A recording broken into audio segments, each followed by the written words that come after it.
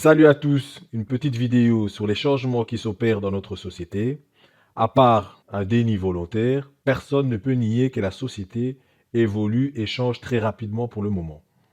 Pour notre analyse, on va prendre en compte deux facteurs, le facteur psychologique et le facteur socio-économique. On entend souvent les générations précédentes utiliser le fameux de mon temps c'était mieux.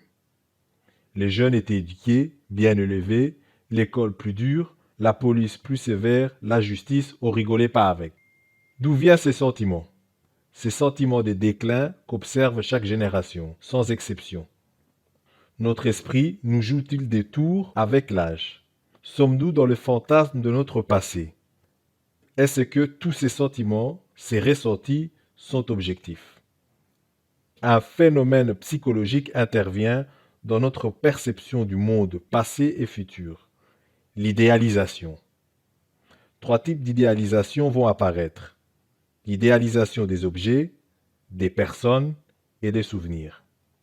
Nous allons idéaliser nos souvenirs afin que le bilan de notre vie apparaisse positif. Avoir l'impression que tout ce que l'on a vécu dans notre vie a un sens profond et de ne pas avoir des regrets sur les choix qu'on a faits dans notre vie. L'idéalisation, cela nous procure un sentiment de paix et de bien-être.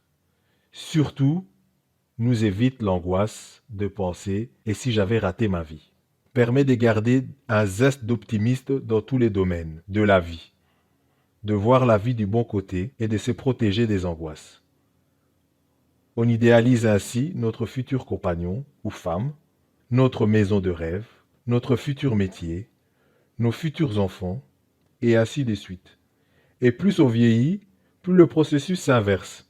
On commence à idéaliser le passé et les souvenirs. Au final, l'idéalisation est un mécanisme de défense, extrêmement répandu et certainement précieux. Abordons le plan socio-économique maintenant. Nous constatons un réel recul au niveau des services publics, autant qualitativement que quantitativement. La nouvelle tendance est le tout en ligne. Pourquoi un tel recul des services publics? À quelle fin? Je vous partage l'interview du professeur Oman Aktouf. Il fait une analyse très profonde de l'évolution de notre société. Il met en lumière et essaye de répondre à nos interrogations concernant le déclin des services publics. Destruction volontaire de l'éducation nationale, allongement des années du travail avant la pension et diminution de la qualité des institutions.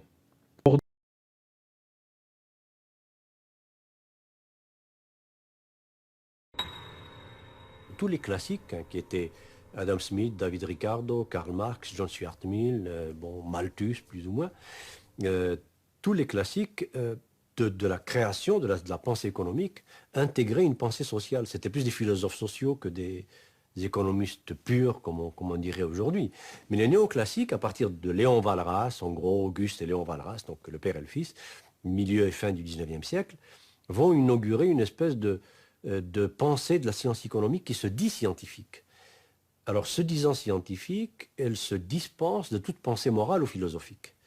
Donc, elle se vide de tout le souci qu'avaient les classiques jusqu'à Karl Marx, qui était le souci suivant: qui fait de l'argent? Pourquoi fait-il de l'argent? A-t-il le droit de faire tant d'argent? Et est-ce juste? Est-ce injuste? Est-ce bon pour la communauté? Est-ce mauvais? Donc, il y avait une dimension éthique dans la pensée économique. Et cette dimension éthique a été évacuée avec la pensée néoclassique, laquelle pensée néoclassique a ouvert la voie, le chemin à la pensée néolibérale, laquelle pensée néolibérale a ajouté à la pensée néoclassique, en plus de cette espèce de décret scientifique: nous sommes une science, donc nous faisons comme la physique, nous constatons que l'argent va de tel endroit à tel endroit, nous comptons, nous observons, nous classifions, mais nous nous gardons bien de porter un jugement, car la physique, qui est une science, qui est la science des sciences, ne porte pas de jugement. Plus nous croyons devenir efficaces économiquement, il faut dire plus exactement financièrement, parce qu'on confond l'économie et la finance, hein, c'est multiplier l'argent. Donc plus on devient efficace dans la multiplication de l'argent, plus on perd du sens. Alors, est-ce que ça a du sens, par exemple, de dire que General Motors, je prends juste cet exemple, est efficace parce qu'ils ont fait 23, 24 milliards de dollars de profit net dans la dernière décennie, Mais en même temps, ils ont fait 300 000 chômeurs. Alors, est-ce que ça a du sens? D'un côté, on dit General Motors est efficace, mais que veut dire cette efficacité? On dit, par exemple, l'économie américaine plus efficace. Bon, et le plus efficace en indicateur financier, en indicateur de rendement sur capital investi, etc. Mais jamais les États-Unis n'ont eu autant de gens qui vivent au-dessous du seuil de pauvreté à l'américaine, bien sûr. Jamais l'Amérique n'a eu autant de gens qui n'ont pas accès à des soins. 40% de la population américaine n'a accès pratiquement à aucun soin de santé. Jamais les États-Unis n'ont eu un niveau d'éducation aussi bas. 50% des Américains ne savent pas situer l'Angleterre sur une carte de géographie. Aujourd'hui, enfin, c'est quand même aberrant. Quand on a la télévision, quand on a tout ça, 50 chaînes minimum par maison. Donc voilà un peu, en gros, ce que j'appelle cette panne de sens.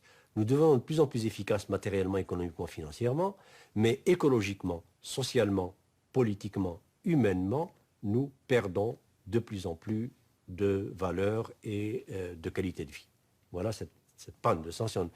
On ne sait pas en parler parce qu'il faut sortir complètement du discours économique dominant pour pouvoir commencer à mettre du sens. Autrement dit, il faut reformuler le problème depuis zéro. Or, le reformuler depuis zéro, il faut partir depuis Aristote.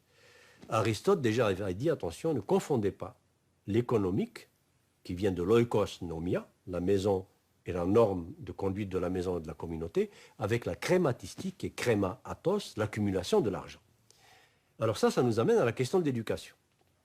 En éducation aujourd'hui, jusqu'à quel point enseigne-t-on Aristote? Qui connaît Aristote? Qui lit Aristote?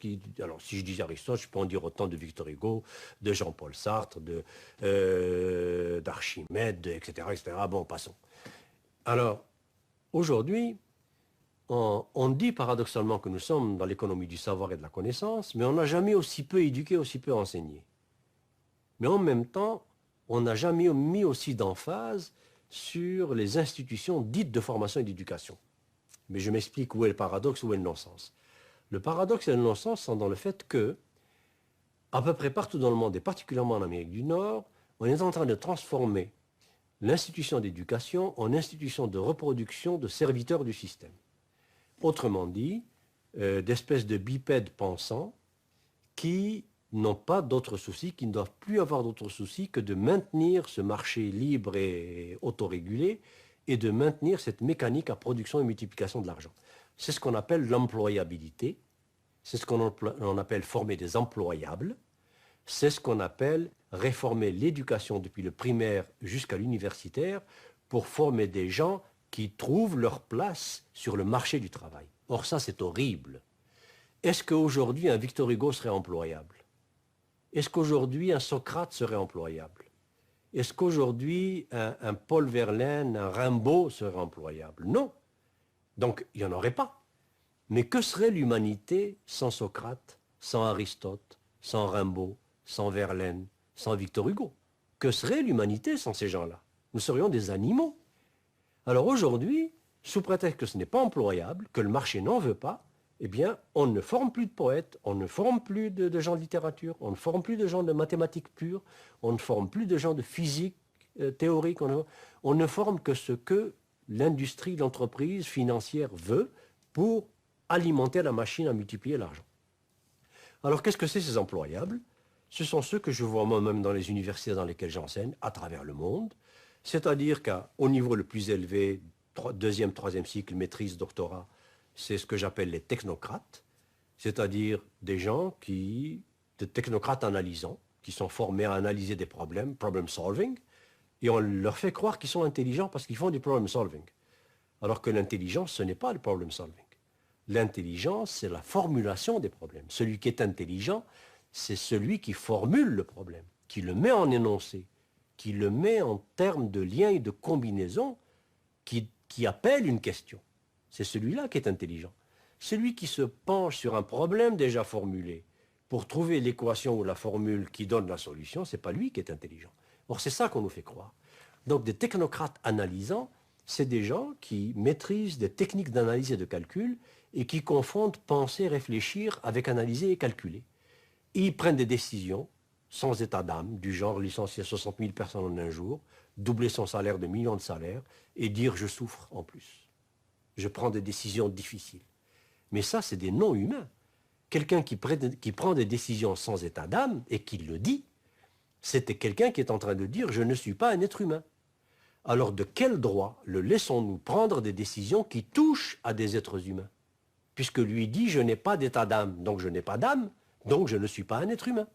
Alors, voilà les technocrates que nous formons au haut niveau. Au niveau intermédiaire, c'est ce que j'appelle les techniciens producteurs. Ces techniciens producteurs, c'est des serviteurs de machines, des servants de machines, depuis l'ordinateur jusqu'à la machine numérique qui débite des pièces de plastique ou d'acier ou d'aluminium. Eh bien, ces gens-là sont là pour faire en sorte que cette mécanique automatisée de production ne tombe jamais en panne. Et tout ce qu'on leur demande comme connaissance, c'est la logique de la machine ou de la série de machines dont ils ont la garde. C'est tout. Et encore plus, on leur demande simplement d'être capable de comprendre ce que la machine demande. Alors ce n'est même plus eux qui dominent la machine ou qui ont une espèce de supériorité humaine, de supplément d'âme ou de connaissance ou de sens par rapport à la machine. C'est l'inverse, c'est la machine qui dit si tu es assez intelligent, voilà où la puce qui cloche, voilà l'endroit où il faut changer la carte, voilà, etc. Et puis s'il n'est pas assez rapide pour faire ça, il n'est pas bon. Alors, et au niveau inférieur, qu'est-ce qu'on forme? On ne forme plus. 45% de la main-d'œuvre des multinationales américaines en particulier sont analphabètes totaux. Et les multinationales ne veulent pas changer ça. Elles ne veulent pas qu'on leur forme le moindrement ces gens analphabètes, parce que s'ils ne sont plus analphabètes, ils vont se mettre à poser des questions. S'ils se mettent à lire des journaux, des analyses finales, ils vont se mettre à poser des questions. Ils vont se mettre à se syndiquer, ils vont se mettre à réfléchir. Donc, surtout pas. Alors, nous avons aujourd'hui, particulièrement en Amérique du Nord et aux États-Unis encore plus, des diplômés du primaire et du secondaire qui sont à peu près dans une proportion qui est assez hallucinante, qui atteint chez nous en tout cas 1 sur 4 au Québec.